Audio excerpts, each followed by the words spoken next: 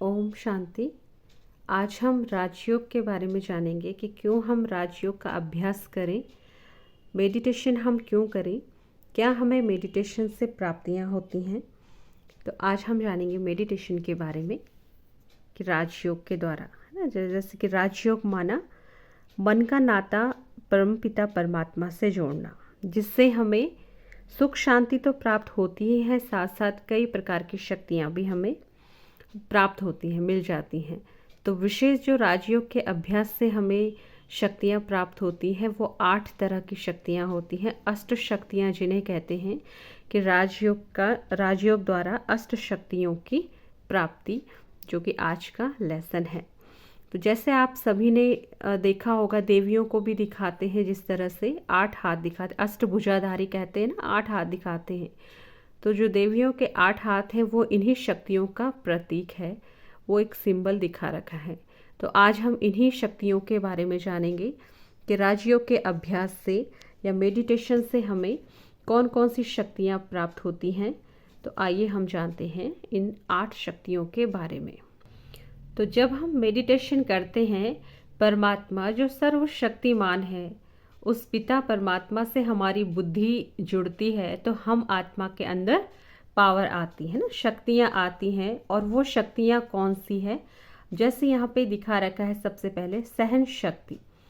जैसे पत्थर हम मारते हैं पेड़ को, तो पत्थर जो पेड़ है वो क्या करता है, बदले में फल देता है। पत्थर नहीं मारता, उसके ऊपर क्या है, फल लगे हुए हैं, तो वो फल ही देता है। हमारे हाथ में पत्थर है तो हम पत्थर ही मारे, जो हमारे पास से हमने वो मारा, लेकिन और जो उसके पास से वो दे रहा है ना, तो वो पत्थर को सहन करने के बावजूद भी फल दे रहा है, क्योंकि वो फलों से लदा हुआ है। तो इसी तरह से आज क्या है, आज का जो मनुष्य है उसके कोई कुछ भी कहता है, किसी भी तरह का व्यवहार करता है, तो उनकी जो सोच होती है क्या होती है कि मतलब जो जैसा है उसको वैसा ही ट्रीट करें, मतलब जैसे को तैसा, जैसे कहते हैं, है ना। परंतु जब हम राजयोग करते हैं तो हमारे अंदर की बुराइयां नष्ट होती हैं, है ना।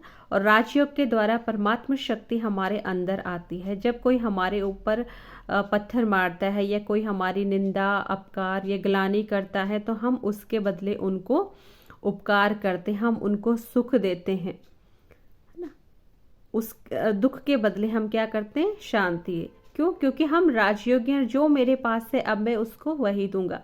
मेरे पास पहले जैसे पत्थर था तो हमने पत्थर मारा, पेड़ के पास फल था, उसने फल दिया। इसी तरह से, है ना, पत्थर के बदले पत्थर नहीं दिया, पत्थर के बदले फल दिया। तो ऐसे ही हम मनुष्यों का भी जीवन है। मनुष्यों का मन बुद्धि जब परमात्मा शक्तियों से भर जाती है, मेडिटेशन से भर जाती है, तो पत्थर के बदले हम फल देते हैं, माना सुख देना शुरू कर देते हैं। मतलब जिसके पास जो चीज़ है वो वही देगा। तो सहन शक्ति आती है राजयोग के अभ्यास से। इसी तरह से दूसरी शक्ति है समाने की शक्ति। समाने की शक्ति, दूसरी शक्ति मिलती है पावर टू एडजस्ट। अब समाने की शक्ति, अब जैसे कि सागर दिखा रखा है कि सारी नदियों को अपने में वो समा लेता है ना। चाहे कोई गंदी नदी हो या कैसा भी पानी हो, नाले का, किसी भी तरह का, तो वो समा लेता है, क्योंकि वो बहुत विशाल है। तो सभी प्रकार की नदियों को सागर अपने अंदर समा लेता है ना। ऐसे नहीं करता कि नदियाँ सागर में आई तो सागर में बाढ़ आ गई, नहीं। सागर का लेवल हमेशा उतना ही रहता है, एक जैसा, है ना। सागर में सभी प्रकार की नदियाँ उसमें गिरती हैं, लेकिन सागर क्या करता है, सभी को एक समान रखता है सबके साथ, क्योंकि वो बहुत विशाल है। सागर क्या करता है, सभी को एक समान बना देता है, चाहे वो गंदी भी हो, कुछ भी हो, सभी को समान बना देता है। और जो सबकी गंदगी अगर आती भी है उसको भी क्या करता है, लहरों के द्वारा किनारे कर देता, अपने अंदर नहीं रखता। किसी की कमी कमजोरी को क्या करता है, बिल्कुल किनारे करता है, सबको एक समान रखता है ना। तो क्योंकि वो बहुत विशाल है, इसी तरह से जो राजयोगी होगा तो परमात्मा शक्तियों के द्वारा हमारा हृदय भी क्या हो जाता है, विशाल बन जाता है। और फिर हमारे अंदर ये पावर होती है समाने की, कि कोई भी हमारे जीवन में अच्छे व्यवहार वाले होते हैं, कोई खराब व्यवहार वाले होते हैं, कोई हमारे जीवन में सुख देने वाले होते हैं, कोई दुख देने वाले होते हैं, कोई सम्मान कर रहा है या कोई अपमान कर रहा है।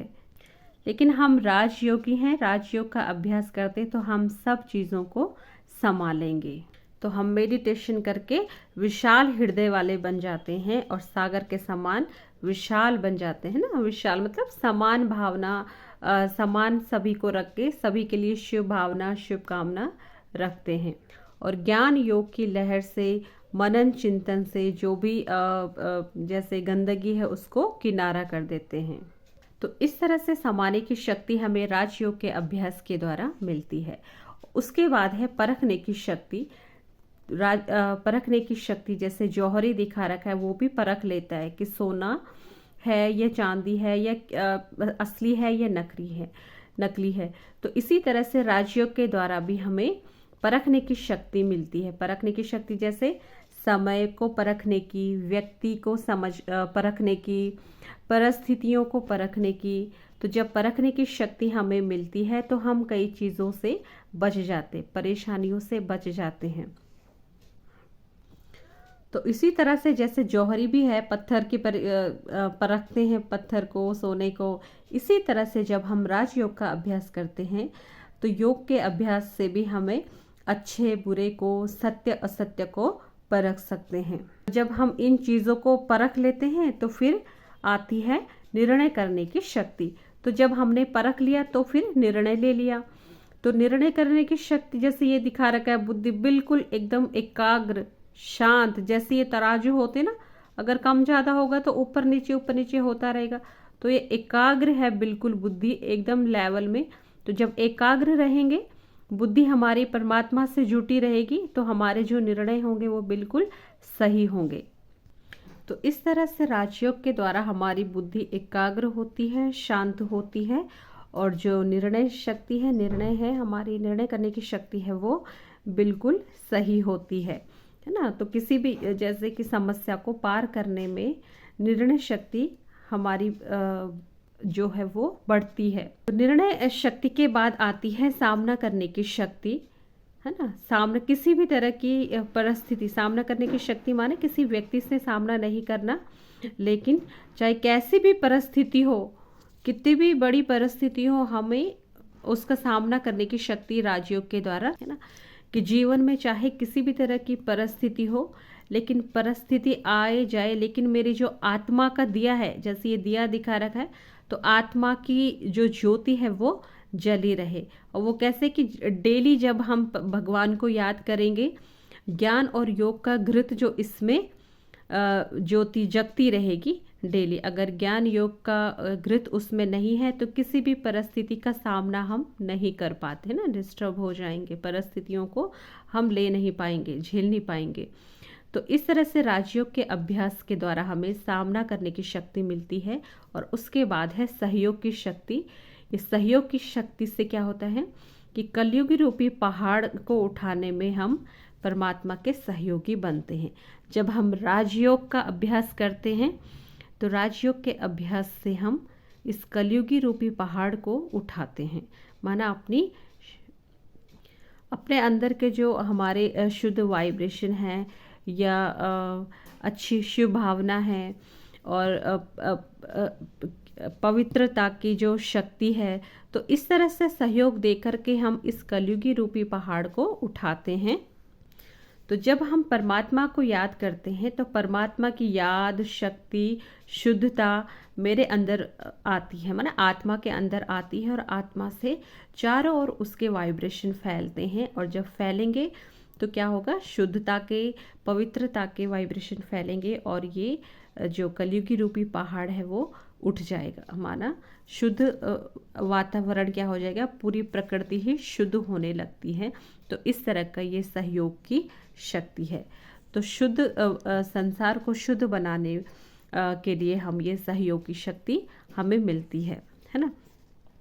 तो मेरा शुद्ध वाइब्रेशन परमात्मा को सहयोग देता है। माना ये जो कलयुग रूपी पहाड़ को उठाने में हम मदद करते हैं एक उंगली के द्वारा, जैसे दिखाते हैं ना कि गोवर्धन पर्वत दिखाते हैं, तो इस तरह से राजयोग के द्वारा हमें ये शक्तियाँ प्राप्त होती है। अब उसके बाद है कि विस्तार को संकीर्ण करने की शक्ति। अब जैसे कछुआ होता है, वो क्या करता है, जैसे उसको लगेगा कोई खतरा या कोई चीज़ आ रही है तो तुरंत अपने ही अपने ये जो हाथ पैर जो उसके होते हैं उनको फटाफट से अंदर कर लेता है, मतलब सिकोड़ लेता है। जब ज़रूरत होती है तो फैला लेता है, जब वो चल रहा फिर चलता है फिरता है, और जब उसको लगेगा कि कोई खतरा है कोई परिस्थिति है वो फटाफट से उनको सिकोड़ लेता है। तो इसी तरह से एक राजयोगी होता है, वो भी जब चाहे अपनी मन बुद्धि को चारों ओर से समेट करके भगवान में लगा ले, परमात्मा में लगा ले, और जब चाहे कर्मों में आ जाए, है ना। तो मन बुद्धि को इधर उधर से समेट करके एक परमात्मा की याद में हम स्थित रह सकते हैं। तो जब हम कर्मों में आते हैं और जब कर्म कर लिया तो फिर हम अपनी मन बुद्धि को समेट करके अंतर्मुक्ता में, उसके बाद जो शक्ति मिलती है वो है समेटने की शक्ति। तो समेटने की शक्ति जैसे यहाँ पे दिखा रखा है बॉक्स और ये पेटी दिखा रखी है। अब है समेटने की शक्ति। तो जिस तरह से समेटने की शक्ति जिस प्रकार दिखाते हैं, एक मुसाफिर होता है, एक फौजी होता है, उसका बोरी बिस्तर हमेशा क्या होता है, पैक होता है। जो जो उसको चाहिए, ये जो ज़रूरी चीज़ें हैं उसकी आगे की यात्रा के लिए वही चीज़ें वो रखता है। ये नहीं कि घर का सामान भी रखता होगा, लेकिन जो ज़रूरी चीज़ें हैं वही वो रखता है, और जब ऑर्डर आता है वो तुरंत चला जाता है। तो इसी तरह से हम भी अपने मन बुद्धि को भी बिल्कुल एकदम रेडी रखें। मन बुद्धि भी वही चीज़ें समेटने लगे जो हमें आगे की यात्रा के लिए जरूरी है। अब फैलाने को तो हमारा इतना फैलाव होगा, मन बुद्धि या संबंधी संपर्क या काम का जो भी हमारा जितना भी विस्तार हमने फैला हुआ, लेकिन हमने क्या करना, मन बुद्धि को समेटना है इन सब चीज़ों से। तो इस तरह से समेटने की शक्ति है कि हमें अपनी मन बुद्धि में ये याद होना चाहिए कि आत्मा के घर लौटने का समय है, इसलिए समय को व्यर्थ न गंवाकर सत्कर्मों को आचरण में लाकर पुण्य फल से हम क्या करेंगे, वापस जाने के लिए सदा तैयार रहेंगे। तो इस तरह से हमें जब हम मेडिटेशन करते हैं, राजयोग का अभ्यास करते हैं, तो इस तरह से 8 शक्तियाँ हमें मिलती हैं जब हम अपनी मन बुद्धि को परमात्मा में लगाते हैं। जब हम याद करते तो ये शक्तियाँ हमारे अंदर जागृत होती हैं। तो मैं आत्मा ज्योति बिंदु स्वरूप परम पिता परमात्मा को जब याद करती हूँ ना, तो ये 8 तरह की शक्तियाँ हमें विशेष मिलती हैं। तो ये सोर्स हमें सिर्फ और सिर्फ परमात्मा से ही मिलता है, परमात्मा से ही हमें ये शक्तियाँ मिलती हैं। और जब मेडिटेशन हम करते हैं तो ये सारी शक्तियाँ हमें प्राप्त होती हैं। ओम शांति।